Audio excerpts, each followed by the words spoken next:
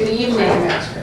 Welcome to the October 1st, 2018 Swarthmore Borough Council work session. I will note that all Borough Council members are here with the exception of Mr. Cragen, who had to be out of town, and our mayor will be here later this evening. Anyone who would like to come up and make a public comment, now is the time, so come on up. Anybody? All right. Just please come, and our mayor has arrived. Hello. Hello. Get your own special announcement. My apologies. No problem. So just state your name and your address, please. Council members, my name is Linton Stables, and I'm at 285 North Swarthmore Avenue. I'm here representing the Swarthmore Senior Citizens Association as the president, and I'm doing this as we promised, which was to give you a quarterly report, and the third quarter just ended yesterday, so here I am. Before I tell you briefly about what we've been up to, I want to thank you and the borough government for what you've done as far as implementing aging in place task force recommendations. And particularly, I want to note the sidewalk situation, which is getting better and better every day, thanks to you. And then also the caregiver suite exception to the zoning code, which we're looking forward to and we are very supportive of. And what I consider to be the near miracle of bringing SEPTA to the table to discuss accessibility at the SEPTA station. And I know that's also in the works. We want to be supportive of all of those projects and anything else that you decide to undertake in the realm of aging in place. In previous report to you, I noted that we had completed the community organizations directory, which is online. Now we're maintaining that. We also produced the first senior wellness fair in March, and we are in the process right now of planning the next one. We have seen the establishment and the growth of our website and e-newsletter. We now have over 400 subscribers to the senior e-newsletter, which by my count of, if we were just Swarthmore, it would be 2/3 of all the seniors that were counted in the last census. But we include a lot wider area than just Swarthmore, so that's not a fair piece of data. And then the establishment of the Nether Swarthmore Time Bank. And we also conducted the first couple of our day trips for seniors. Tonight I want to report that we are, as I said, maintaining that directory. We're improving our communications in general. We're well underway in planning the next senior wellness fair, which is on March the 30th. So please put that on your calendars. It's a Saturday, 2019. And then the time bank is really starting to take off from almost 0 members in January. We now have over 100 members. And we are planning a major community-wide potluck kickoff on, October the 21st at the Methodist Church. And everybody's invited, and we're hoping to build the community even better there. We've been working on the Walks and Trails project, which we had hoped to get much further along on, but in doing it, we made a major discovery, which is there are about 25 trails and walks already established in Swarthmore, if you include those at the college and those in town. So now we're just trying, now that we've done that inventory, we're trying to figure out the best way to put all that information together and make it usable for everybody, not just for seniors. We are planning a whole series of day trips this fall, and that's part of the Aging in Place recommendations. And we're very thankful to the Presbyterian Church for letting us use their bus to save some money on transportation. Finally, we are working with the faculty and students at the college to present a community and college-wide movie night on October the 28th, I think that is.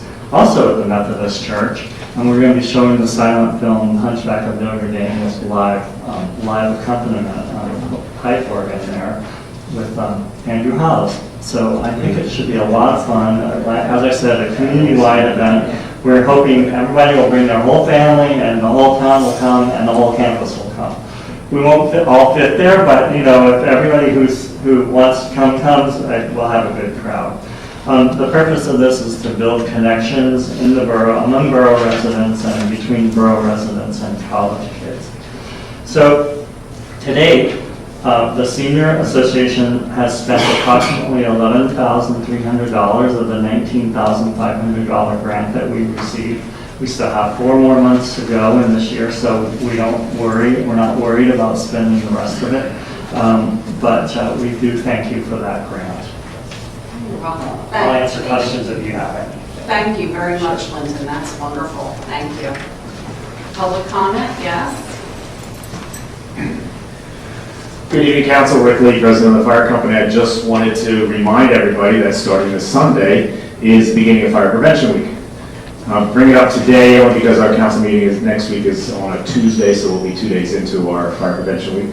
This is a very busy time for the association. We visit all the schools, nursery schools, and many of the daycares around to teach the kids fire safety, but mostly that firefighters are their friends, because we may look like this, but when we show up with an air pack on our back and our helmets and everything else, we don't quite look the same as we do in real life. So we do a lot of demonstrations like that to show the kids that they're not supposed to be afraid of us and that we'll actually help them. So it's going to be a busy time. You'll see a lot of fire trucks during the day going around to the schools, and so that's what we'll be doing. So reminder to the borough residents that now is a good time, since it is next week, to start thinking about your fire preparedness in your own house with your escape plans, where you should be meeting and going over with all of your kids and parents as well, the best procedures to not only get out of your house, but how to call us with 911. No matter how young the kids are, they will learn very quickly, and it's very important that we start this at the earliest age, and so that we continue to have the best fire prevention in the borough for the residents. So Thank you very much. Thank you. Anyone else for public comment? No, hearing none. All right, we'll move on. I did just want to reiterate what Rick just mentioned, that next week our legislative session will not be on Monday because it's Columbus Day. It will be on Tuesday evening, the 9th at 7:30 here, if anybody's planning on attending. Okay, environment, Lauren? First thing is that we need to revise the cost for a project, planning project for a little property near the swim club. And Jane, do you want to talk about that? Or Sure. Yeah. In 2015, the borough got about an $80,000 grant, I can't remember exactly how much it was, to do a plan through permitting stage of trying to rechannel the existing tributary to Little Concrete that is at the Swarthmore Swim Club. This was a project identified by Art McGarry, Swarthmore College, as an area where some work could be done on the stream, daylight the stream out of that sort of horrible concrete channel that it's in, and provide some environmental benefits to the borough, well, to the world, I guess. Even though the project is entirely on private property, the borough, through the EAC, applied for a grant from DEP and was successful in getting the grant to do this work. The grant and the project was subsequently included. I think some of you will probably remember last year the borough had to do a pollutant reduction plan. This is every municipality had to do this and identify projects that would help reduce the pollutants in our creek, which are mostly sediment. Yes, it's hard to measure. And one of the projects, one of the 2 projects was stream bank stabilization and other works on the streams, which included this project. The project was started by, it was originally designed by a member of the EAC, and the original location, which the consultant was KCI, that's where you have the little worksheet from, went off the original grant in the work of this member of the EAC. Turned out to daylight the stream in an area of the swim club that most of you are probably familiar with. It's to the left of the lap pool, and it involved taking probably more of that area than the members of the swim club or the board was comfortable with. Unfortunately, the project was was farther along when that discovery was made. So we asked KCI to stop while we worked with the swim club to find out what might be acceptable. They came up with an alternate plan that still did the majority of work that was wanted with this creek, but kept it in a pipe in the area where that's so heavily used by members of the swim club. Because it's a change of scope, in sort of towards the end of the project, the KCI has asked for a little bit more money to see it through the permitting phase. Council could decide to not go to this next phase. What they did, the work was perfectly acceptable in terms of engineering. It would be acceptable to DEP. They would permit the work. But the swim club would probably never really be on board with applying for a grant to get the work actually done. This alternate, the swim club is 100% on board, so that means we would have a project in the permitting phase that we could then look for grants to get the work done as soon as we could find a grant. In fact, the next round of DEP grants for Growing Greener is coming up. I just saw a seminar in Morristown at headquarters.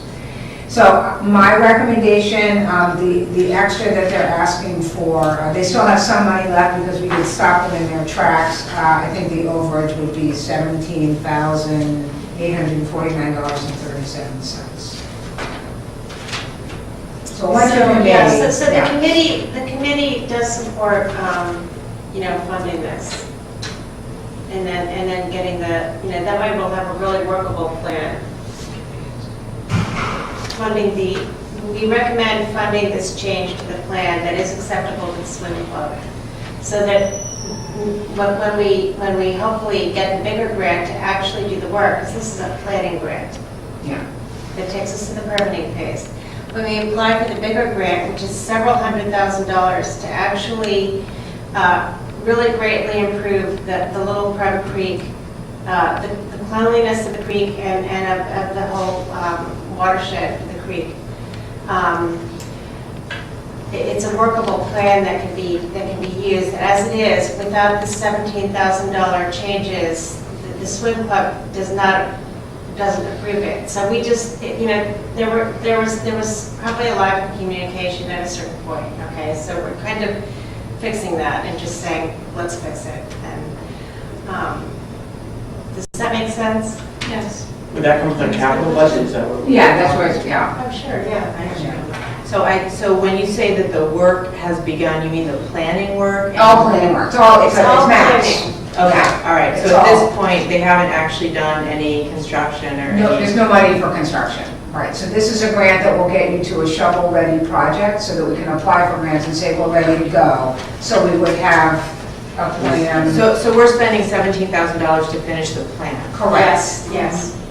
Which And costs- actually it goes to the permitting phase, which is great. So we can issue the permits for the work, which I guess are good for some period of time. I mean, And how much have we already spent on planning?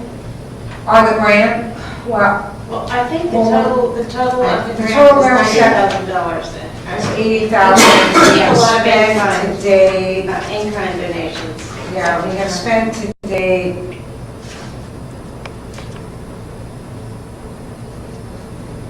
$80 minus 14, so around $65,000.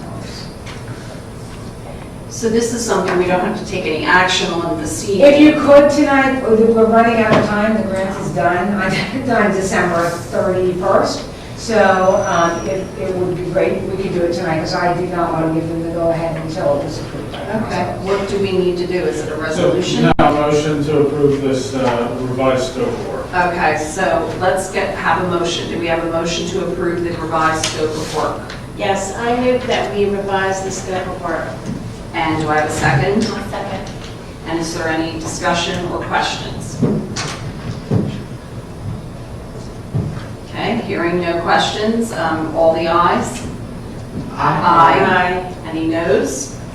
All right, motion carries. Just for the record, I didn't vote. Oh. Are you abstaining? Oh, okay, all right. Do you want to tell us why you're abstaining? I guess I just feel like I'm coming in at the end of this and I still really don't understand the expenditures and where it's going and how much we're going to end up spending. And so I'm just really not comfortable making a commitment right now. Okay, so we have 5 yeses and 1 abstention and no nos. So, We have something called an abstention memorandum, which I will send to you, you can fill it out and But we'll. that's really where you're abstaining because of the conflict of interest. Oh, you want to do it, Yeah, oh, great, no. then never mind. Okay, That's that's where great, thank if you you. have a business interest in a matter, you have to fill out a yeah. Got it, thank you. All right, so thank you, Betsy. All right, thank you, Lauren, and go ahead. Okay, and I'm going to be sending out, or Jen will be sending out in a couple days, a short description of the street tree committee's proposal to have a street tree survey done. They came and they came the other day, and Bartlett was there. Bartlett tree experts are their first choice for this survey. And it's looking really, really good. It's really shaping up. So this survey would be, and this is all going to be in a sheet that you'll get in a couple days in your email. It's about $25,000, total $28,000,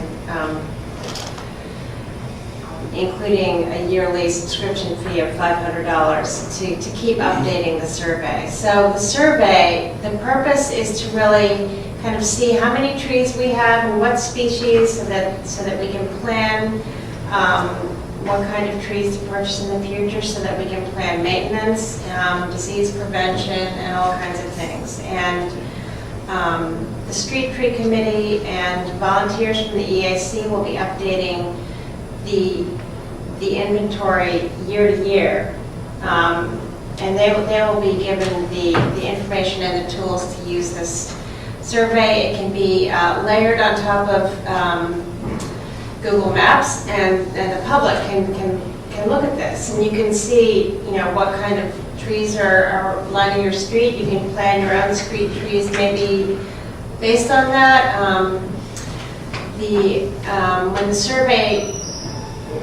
When the big professional survey comes out and is fresh, it's a good time to think about your own trees and the maintenance of the trees. And I think it does sound really promising and like a really like a wonderful investment in our tree canopy, which is something I think that we really take for granted a lot.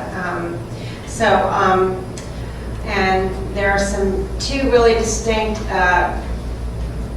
grant possibilities that we're working with. I'll tell you a little bit more about later. But one is a Tree Vitalized grant, and then the Centennial Foundation has been looking at this and they've been making positive noises about it. So our motion that we have is to approve the $28,000 for the capital fund, not the yearly budget, but and with the understanding that they're applying for grants. No, we're not doing that. We're not doing Motion that. tonight. No, we're That's not. next week. I'm just giving you a heads up. Okay, thank you. So that's the end of my report. Are you meeting this month?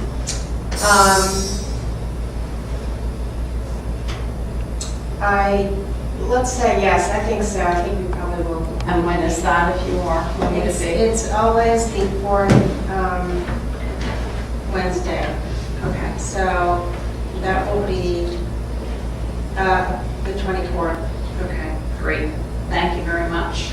Mary, Yes, can I just offer one comment? of course. Sure. And Lauren, we haven't really discussed this before. I like the proposal to do the street tree thing. One tiny item I would like you just to consider as you move forward with it. Years ago, the borough, I don't know if they still do it, but they had a published pamphlet where they recommended certain trees, and it had like black and white etchings of the trees, descriptions of them, and whatever. And a long time ago, there was a kind of tree that they recommended that's on our street, Rutgers.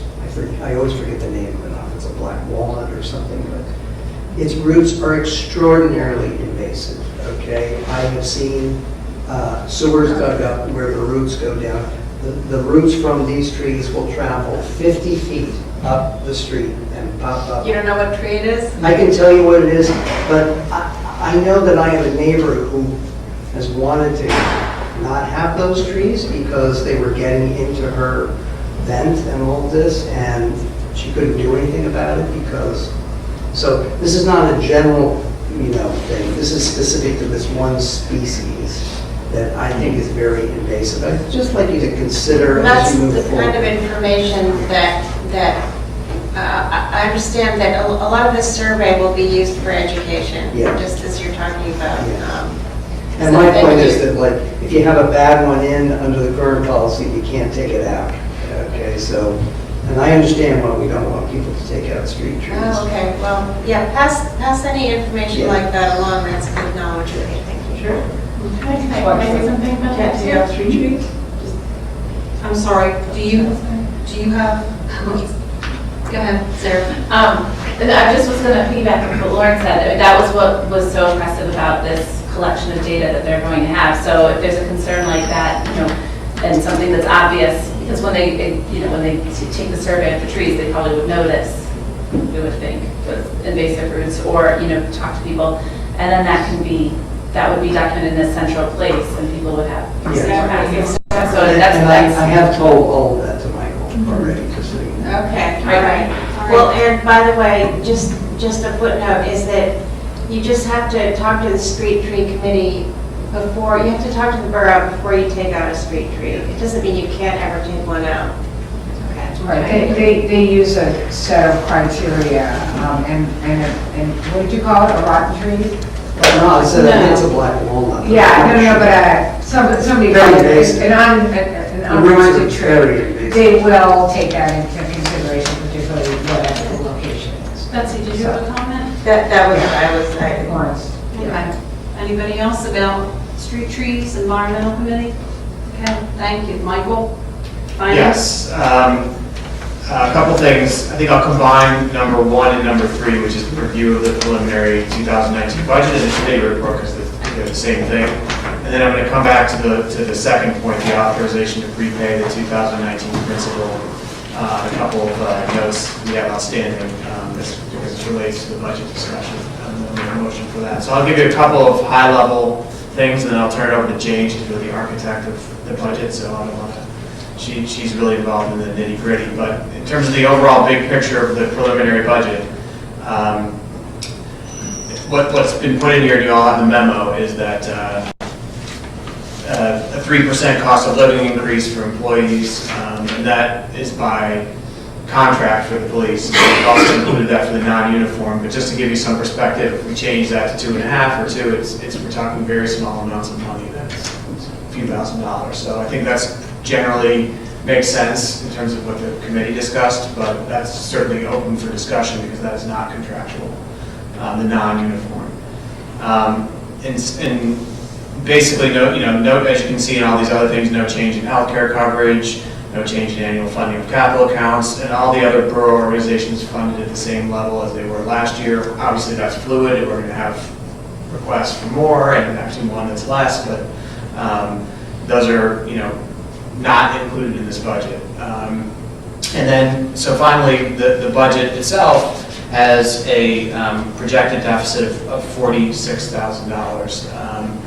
In that, I would say, in terms of taxes, what's assumed also is that the trash fee is going from $360 to $385. That's just a pass-through. We have no control over that.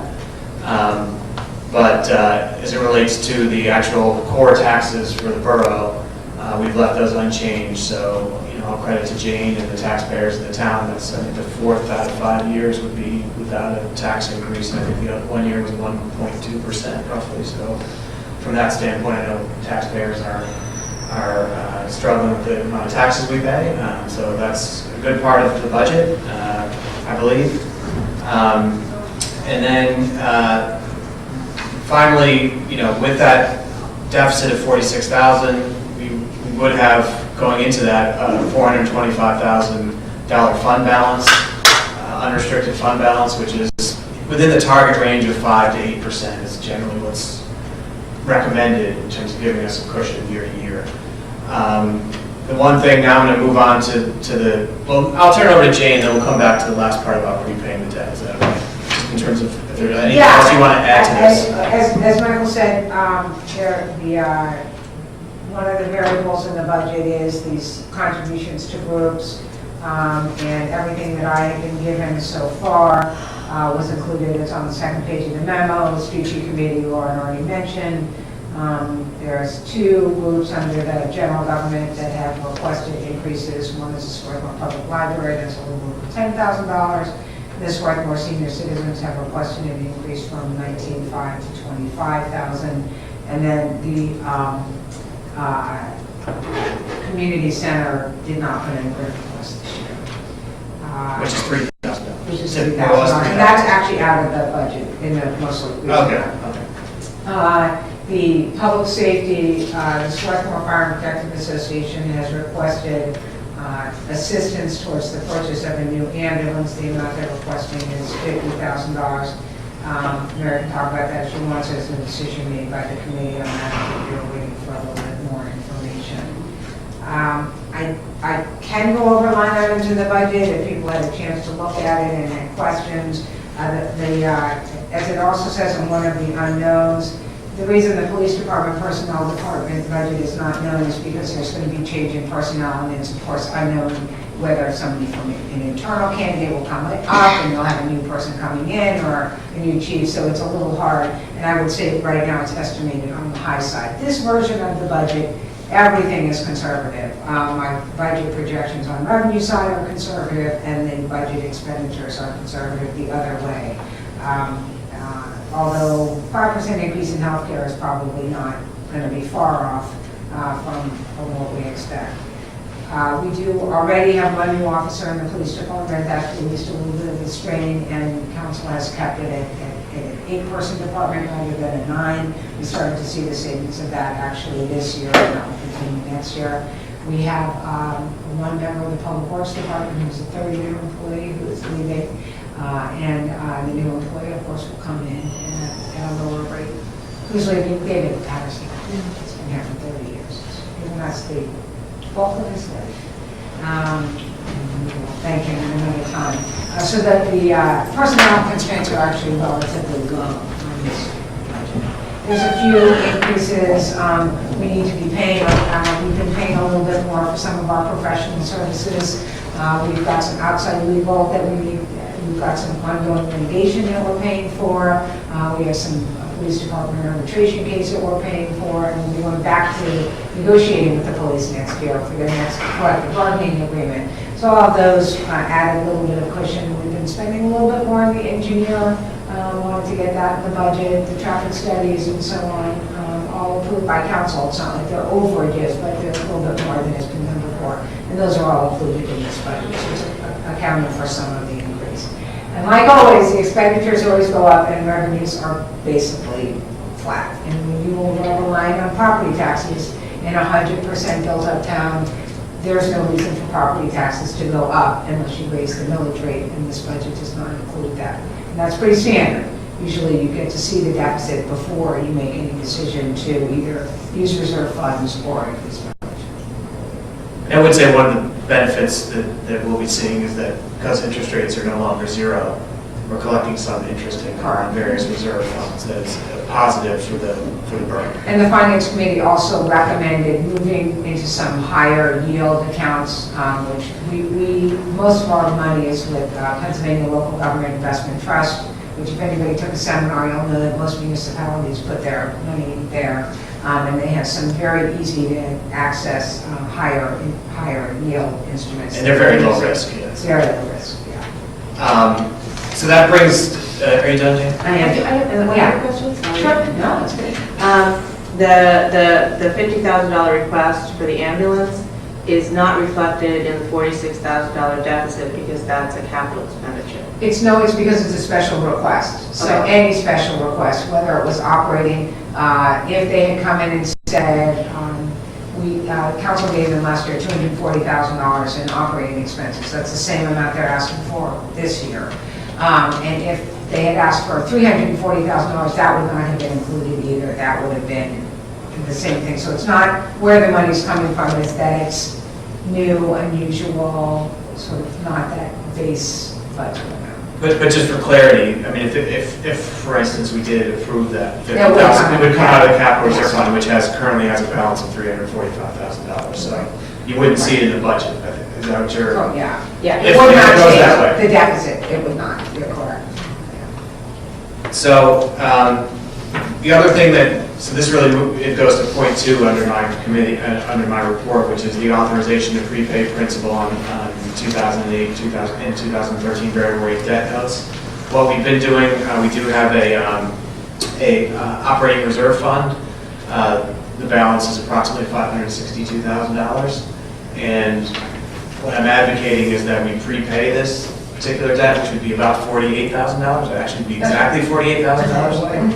And that actually, before we start doing all the things in terms of committees or recommending changes, would actually put our budget in balance, and it makes sense because the interest we're paying on that is slightly higher than the interest we're getting from the bank, not bank, but from the Pennsylvania, whatever that's called.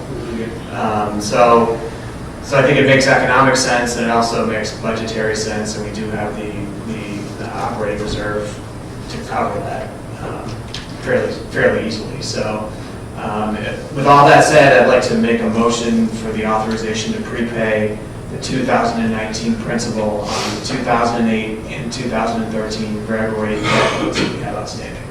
Do I have a second? Second. Any discussion, questions for Michael or Jane?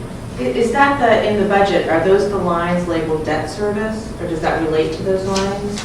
Yeah, so, Yeah, I believe so. yeah, so the way it is in this budget, the debt service, because of the recommendation from the committee, you'll see it's pretty flat from last year. The first budget that they saw, that $48,000 was still in there. Sort of chasing the prepayments from prior years. So in 2017, council prepaid for 2018, but not for 2019. They didn't make that decision. So yes, those are the line items, and they're spread among, there's some fire service, there's some sewer work that was done with the money, so yes, that's it. And there are certain notes we cannot prepay, Right. so these are the ones that we can. So that's part of the equation as well. And the debt service refers to the note itself or the interest on the note? Both. Okay. Thank you. Any other questions? Lauren? No. Okay, so we'll put it to a vote. All in favor, say aye. Aye. All opposed, say no. Or any abstentions? Okay, all right, passes unanimously. Thank you.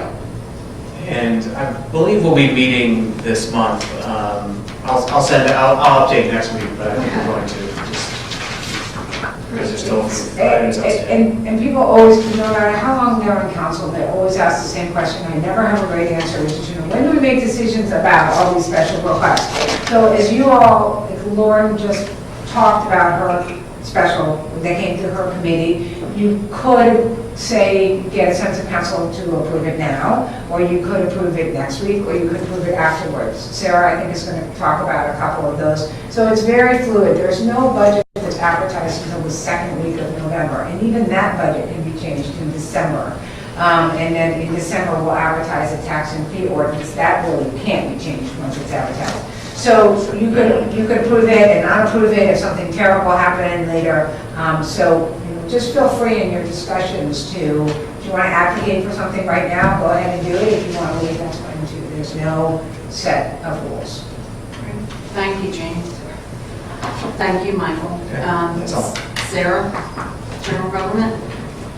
So we met on the 16th here, and it was mostly concerning the budget requests, as has been alluded to. So we heard from the library and the Senior Citizens Association, and we received a request from Swarthmore Town Center to stay at current funding levels for the next year. So when we heard from the library specifically, we heard that their increase was already planned. We knew it was coming. It was because they had planned to contribute more to benefits, employee benefits, and to get to the point where we knew their goal was to get to. And so that was pretty clear cut. The Swarthmore Senior Citizens Association, as Linton mentioned in public comment, they're wanting to continue the efforts that they've started and really push to concentrate more on maintaining the directory, the time bank, and just pushing more. And they want to just increase the levels to be able to pay for a staffing situation to be able to maintain that. So those are the main reasons for the increase. And as you heard, the community center did not request any more funding. So the committee decided during that meeting to recommend the approval of those budget requests, the three ones, the library, the senior citizens, and the town center. And I'm not sure if do you have any questions about that now? Can we discuss that now and maybe move forward with that? Well, do you want to make a motion, and does Sarah need to make a motion for each one? To fund new things? Well, for three, their budget requests for three different entities. Usually just kind of. Yeah, it's more of a discussion that get folded into the budget. It's kind of, you get a sense of whether it should be included in the next draft of the budget. All right, so thank you. So questions for Sarah? Comments? I'd like to comment, just to say that I'm really appreciative of the efforts that the senior citizens, and Lynn isn't here now, but the efforts that Lynn made, because it's really quite a turnaround from 2.5 years ago. And in our community, everything happens when there are volunteers who step up to the plate. So the budget is important, and we need people to do the things. So I think that's really been great, and I think I'm expressing everybody's view here that it's really good. And that was exemplified by them filling half the room on our night for our committee meeting, and they were there, and they all were pretty knowledgeable, they all had different points of expertise as to what was in the budget and what they were working on. So it definitely was a team effort and also excellent leadership demonstrated by them. So do you want to get a sense of what we all think now? Do you want to wait for David to come back next week and ask again? It's up to you, really. I'm not saying you have to. What's the sense of everybody on that? Well, I mean, since Ross mentioned the Senior Citizens Association, I would actually like to also mention the library. If I could. When Amber was presenting on it, she gave us the amount of programming that comes through the library as is right now, and we've talked about it so much, is just, it's pretty amazing, considering how much manpower is there and how much, how small it is and everything like that. And so, that was we saw this coming, this request, this increase for employees, but they have worked really hard, also. But yeah, so if we want to I'd love to just move on with it now. That's fine. Do that. People want to do that, I'm fine with everything you say. No issues. There's no objections. Okay. No, So it'll be included, Betsy? Good. Yeah, but I guess everything is always subject to change, God forbid something happens between now and the end of the year, but I think There's a good gut check to do it now and make sure there's no objections. That's helpful, then you can see as other things change, how that deficit grows or maybe gets smaller on other things, but that's already in there, so that's fine, I'll make those changes. Great, thank you. Also, just a point to mention is that our letter that we submitted to the Board of Elections was heard at their recent meeting on the 24th. And it was unfortunately denied, as was to change the registration to allow all students to register at 500 College Avenue. However, and maybe Betsy can speak to this because thank goodness she was able to make it there and here. The solicitor was able to make some recommendations for the college to move forward as a way of proceeding with making sure that the college students could vote in a way that was less confusing and everything like that. And so would you be willing to speak to that a little bit? Sure. They were very nice about hearing us, and they feel that since it's a legal address issue, I think we were hoping that they could say the students lived at 500 College Avenue, but they feel it's a legal address issue and they can't do anything about it. However, as the solicitor was speaking, it became clear that, so my understanding is, and if you know about this, Bob, and I get it wrong, feel free to chime in, but the polling precincts in Delaware County are supposed to have between 300 and 1,200 registered voters. And right now in Swarthmore, we have like 4,800 registered voters, or active voters, I can't remember which number they used, which would qualify us to add a voting precinct. So I think this was something that we were thinking that the county would not be open to, and it would be very difficult. And I'm not sure exactly what the steps are. Jane sent me some literature, but I didn't get a chance to review it yet. But it's whether we have to request a survey to reevaluate. Apparently, in precincts where people do not run at large, this happens more often. But because we run at large, we haven't had our precincts reevaluated in a very long time, and we can request that. And as part of that reevaluation, we could request, I'm not sure if it's a separate process or the same process, but we could also request that for the polling place, and if we have any say over it, we could make that the canvas. And I think even if we possibly had to grab the Strathaven condos in that, but if the polling place was at Swarthmore Plaza or the community center, they might actually really be on board with that. So I think I walked away from this meeting initially feeling very dismissed, and then feeling like we had some exciting options that we didn't think were options before. That sounds good. It sounds like the right way to do it. I've heard the complaint about college students not wanting to re-register, which I completely understand, but I think that you have a physical address requirement to vote within a certain where you put your head at night. This sounds like the way around that. And the only downside is it would require recruiting a new election board. It's not easy to get people to work that 12, 13-hour day. You need to find 4 people who would do that year after year, but Except that the college is on board, so they might be willing to recruit somebody from the staff.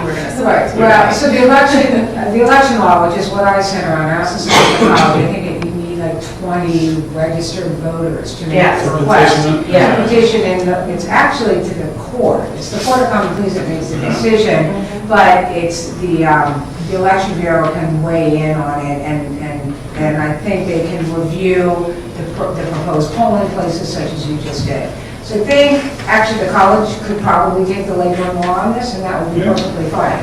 And they could move it forward. I'm sure that they would continue to consult with you. So they seem pretty excited about it as well. Somebody from the college attended. So the borough doesn't make the request, 20 voters who are interested. Correct. So we're just getting that information to the college and to the people, and then they can put it in motion, and if they request are, something that we would need to do, then they can come to the committee and. Is that similar to what happened with Haverford, or was that? No, Well, it was the same. No, they moved. They moved the. They were moved the polling completely, place. their polling place was 1.5 miles Right. off campus and far away from the entire precinct, and so they moved it to our I campus. thought they added one.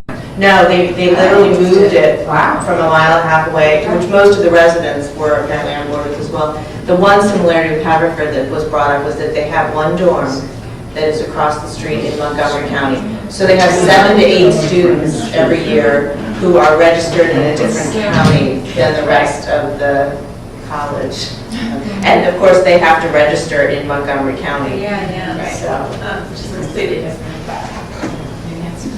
So thank you for going to the meeting and for reporting on that. I think the election board was pretty shocked to see so many people in the room. I'm sure they never have more than 2 or 3 in the audience. Well, I'm glad the letter was heard, and I'm glad we figured a way to help the college move forward on that. And I'm happy to follow up with the college. Yeah, so I figured we could talk about that and invite them to the next meeting. So that, yes, we will be meeting, again, like usual, third Monday, so it's the 15th, Monday night, 7:30 here. We'll talk about that. We'll talk about, Anita brought up from Swarthmore Town Center request to maybe consider accommodating better parking situations for holiday shopping season for our local merchants. So we're going to talk about that and other things. So, Great. Thank you, Sarah. Thank you, Betsy. Okay, Betsy, planning and zoning. Just keep talking. Not too much exciting going on in planning and zoning, except that we heard back from the county concerning the family caregiver ordinance, and they have given us the go-ahead to move forward with it. So I think the next step is for us probably next week to take a vote on publishing it and scheduling a hearing, which we had discussed and we were hoping to do on the first, We'll do it at the work session. at the work session, because the legislative session in November also shifts to a Tuesday, and we were concerned that it would be easier for people mentally to know that we're here on Monday. I know it is for me. Other than that,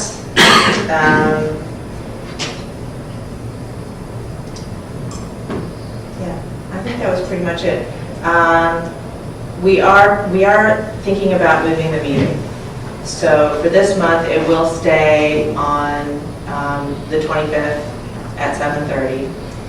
But we're hoping to move it to the second Thursday. I believe that was what we all agreed. We were hoping to, if that worked for everybody. Right. I mean, it's been already advertised for the year. Right. So It would take but they're trying to January. continue it, it might not even be meeting, but for January. Yeah. So do you want me to have Elise check the vote for that? Because I did tell her that I would ask you tonight. Yeah, she had also, I just saw an email from her. Oh, okay. So you I also, also did. I reached out to Krista Brun on the Planning Commission to let them know what was going on with the ordinance and to see if they would be meeting this month. And unfortunately, I pulled the wrong address and it bounced back, so I haven't heard back from them. I don't know whether the Planning Commission will be meeting this month. I assume that they will want to send a representative to the hearing. They rarely do, Yeah. so, and the hearing is often literally 15 seconds long. I just wanted to mention the reason why we were contemplating changing the date for planning and zoning is because Lauren and I are on both planning and zoning and public works is at 7:30 a.m. the same day that planning and zoning 8:30. It feels like 7:30. And then at 7:30 p.m. we have planning and zoning. So we were trying to avoid having two meetings on the same day if we could. So that's the reason for it. Anything else? Okay, thank you very much. All right, public safety. I think that Michael and Jane already touched on this a little bit. We got the budget requests for 2019 from both the police force and we also got it from the Swarthmore Fire and Protective Association. So as far as the police were concerned, and Jane already talked about this, some of it is in flux because the salaries were not filled in because we're making some, we're going to hire a new chief and there might be some movement. So that's sort of an unknown. And then the other thing that Chief Craig did mention when he came was they are looking for $6,000 from the borough to cover, I believe, half the cost of bulletproof vests for the police force. And they were going to try to apply for grant money to get the other $6,000 to cover the rest. Other than that, I think their request was the same as last year. And that $6,000 is in the budget. Okay, great. And then moving on to the fire department, this was already mentioned too. Some of us will remember from last year with regard to the SAFER grant that the fire company received. They needed us to pay a portion as the SAFER grant decreases over time. The borough's contribution increases over several years. So last year they were seeking $240,000 and that's the same amount they're asking for this year. The special request that Jane had mentioned was the fire company's ambulance. They have two. One of them has a lift, one of them does not, and it's sort of aging out of service. They provided us with a neat chart of what the life expectancy is on the various pieces of equipment, and a new ambulance costs $200,000.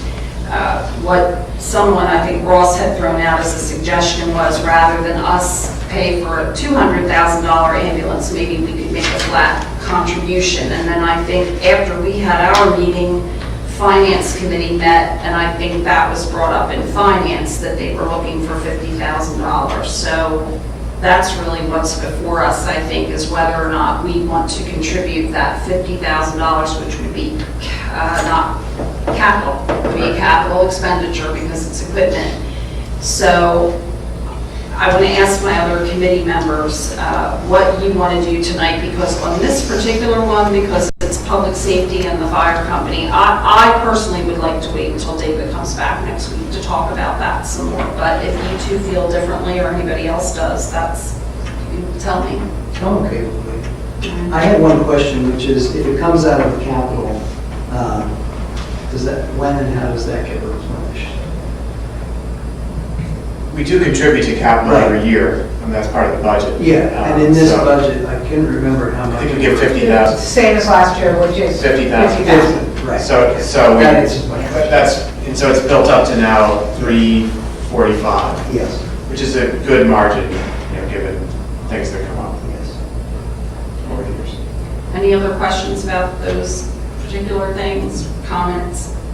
Otherwise, we'll talk about it some more next week. The other thing I wanted to bring up, resident Allison Maniger came to our meeting, and she made a very interesting presentation about visual clutter. Too many signs on Chester Road between Yale Avenue and College. By her count, and I believe her, there are 72 signs for drivers to absorb as they drive on that road between those two streets. And we talked about it, and not only is it just, it looks bad, it's hard when you're driving to sort of see all that when you're entering into the traffic circle. So Jane had mentioned that something that we could possibly do is ask PennDOT to do a review of some of the signage. And the way I understand it, she'll correct me if I'm wrong, they're only going to review their own signs that they put there. So if we have signs about, I don't know, Greentown, USA, or the college put signs about something, they're not going to weigh in on that. They're only going to weigh in on their signs. So the committee agreed that we would recommend to all of council to go ahead and ask PennDOT to do that. We didn't see any harm in doing that. I want to ask the solicitor, do you see any downside to making that request? No, PennDOT has specs for which signs are allowed to be placed on state highways. You might bring to their attention some local signs they might say aren't permissible. That's the only downside. It might upset somebody who placed it there. No, I think it sounds like it makes sense to me. Okay. Anybody have any questions or comments, or bad idea, good idea? Good idea. Good idea. Okay, then Jane, can you get the ball rolling on that? Okay, what do we have to do? You just call them or write them a letter? Okay, thank you. We are going to be meeting this month. We will meet on Tuesday, October 16th at 7:30 p.m. here. And that's it for public safety. Public Works, Ross. Okay. We will be meeting this month. Our usual time, is that the 26th? 25th. 25th. Yeah, it is the 25th. The Thursday is the 25th? Yes, Okay. because it's the same day as the police management meeting. Oh, okay. Huh. Well, then what are we going to do about that? I don't Well, I can go to the police management. Okay. I mean, you guys can go for the first hour and I can stay for the whole thing. Yes, so. okay. That's good. Thank you. Thank you, Betsy. So let's see. Swarthmore Recreation Association, SRA, came in and presented their budget request. And they also went through a lot of detail about what's going on with SRA. It was great. They've been doing a lot. They do a lot for our community. And so that was really good. And their budget request is the same as it's always been. They cannot raise it. It's $25,000. It's been that for several years. So the committee considered that and decided to recommend that $25,000. So I would just say kind of the same thing we did with general government. If anybody has any questions or whatever, but just a sense of, it's recommended. I don't think we need a motion or anything. Okay. Number 2, it's street paving this month, is that right? No. No. They're supposed to start on Friday. Okay. Their liquidated damages could start on October 8th. If they don't come. Correct. Okay, So that so, will be a legal matter for the solicitor to discuss with our engineer. so at this point, they might or they might not come. Have they anticipatorily said, we're not coming? No. Okay. But they haven't made any of the other 5 start dates, so that's what my skepticism is from. Are they working in the other towns we joint bid with? They're not. Really? So one question I have, and we didn't get into this in committee, Yes. so I don't know if we need to get into the weeds here on that, but, maybe we can talk more about it. Has this ever happened, and do you ever go to the next best bidders or do anything like that, or do you just skip the paving and sue them for liquidated damages? We don't liquidated damages, but you hold back from paying. Right. It's not happened before. And it's not unusual for them to be pushing up against fall delivery. It sounds, This is this what sounds it's like, been. this sounds like a bigger issue Yeah. because we bid this with two others. Springfield and Marple Township, and they haven't done And that if they're not either. doing it, that's a little. And actually, they said usually they go as last, and their proposal, I have no idea why, is to start in the borough, and that would be the 5th, which is this Friday. Have you any word from Springfield about whether they've heard anything? It was the same engineer, so yes, it's all the same package. And, Asphalt plants close at a certain date because of temperatures. Right. And I don't know what that is. And PennDOT also has a Changes every day. campaign, I want to say Changes it's every day. mid-November, with asphalt plants, but PennDOT's drop dead date is actually the same, even if the weather is more cooperative. You can ask for an extension, but it's not more than 6 Yeah. weeks away at this point. so their deadline to start was, what was the date? It's the deadline to finish was October 8th, I believe. October 8th. So Okay. clearly they're not going to meet that deadline. Yes. And this is the same outfit we hired last year. They And did we've it hired okay? many times before. Yes. Okay. So we'll be talking more about this, obviously. Does the council have any questions? Do we, Bob, as a solicitor, do you think we're at a point where anything needs to be authorized to be done in this session before we get to November? Not yet. Okay. And we have next week's session too, Yeah. or something like that. Okay. Are we obligated to send a notice letter of some sort, or I guess that's? The engineer has. Yes, okay. Okay, so that's our street paving. Lack thereof. Yes. Okay, we did in committee talk for 3 minutes about the sewer lateral ordinance again, and mostly about how I had spoken with some residents who had contacted me about the draft that was advertised, and so we're going to talk about that again. So that's just continuing to work on that and trying to refine that. And then the last item is that we've been working for many, many months on a permit process around alteration to borough parks and property. And we've been through a lot of iterations of the language, and we got to the point where it seemed like we all agreed on the language. And then I raised an issue, shoot myself in the head for this, but I raised the issue, should we do it by resolution if we do it, or do it by ordinance? And that ended up being a fairly more difficult discussion than I anticipated. Very interesting, great learning experience about ordinance versus resolution, which in the time I've been on Borough Council, we've never really gone through that. It's probably we agreed to have it continue in committee.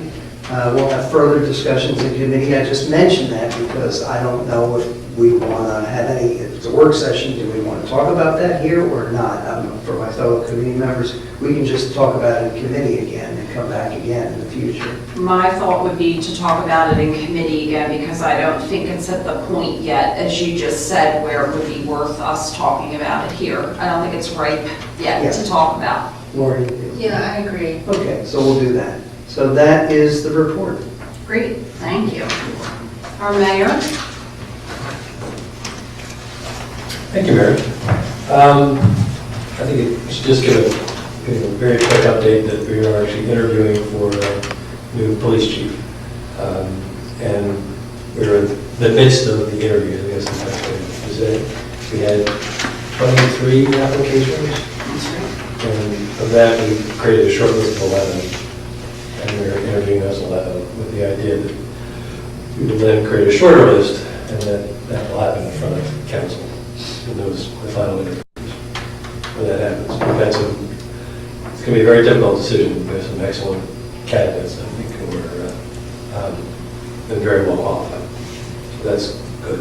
The other thing I'm going to bring up is that the farmers market is once again voted the best farmers market in Pennsylvania and number 2 in the nation. So we're number 2. We're number 2.